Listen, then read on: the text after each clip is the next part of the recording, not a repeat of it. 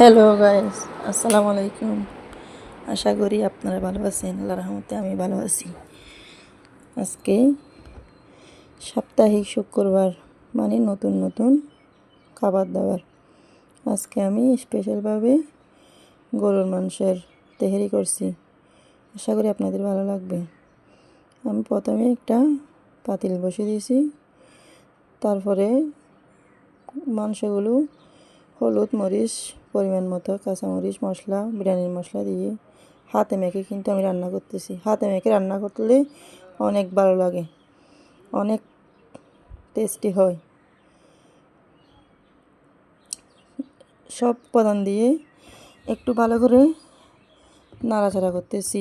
ভালো করে নাড়াচাড়া করে একটু ভালো করে কষিয়ে নিতেছি।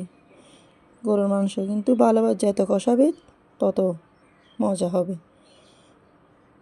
কিন্তু কালারটা অসাধারণ হয়েছে। ভালো করে একটু পরে নাড়াচাড়া করতেছি। নাড়াচাড়া করে গরুর মাংসগুলো নেড়ে দিচ্ছি ভালো করে। অলরেডি মাংসগুলো হয়ে গেছে। এখন আমি আমার স্বামীর জন্য, ও একটু বোনা মাংস খেতে পছন্দ করে, একটু বাটিতে তুলে রাখতেছি, ও খাবে বলছে। বোনা মাংস আপনারা গিয়ে দেখেন, অনেক মজা কিন্তু। চুলার উপর থেকে নিলে খাওয়ার টেস্টই আলাদা।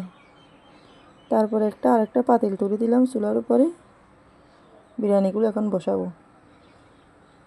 তারপরে পরিমাণ মতো ঘি দিয়েছি, হালকা করে তেল দিয়েছি। এখন পেঁয়াজ দিছি, আদা রসুন দিছি, আর একটু দিছি। এখন নেড়ে চেড়ে নিচ্ছি ভালো করে। নাড়াচাড়া করার পরে এখন যে চাউলগুলো ধুয়ে রাখছিলাম পানি ঝরে, চাউলগুলো পাতিলের মধ্যে ঢেলে দিয়েছি। ভালো করে নাড়াচাড়া করার পরে সুন্দরভাবে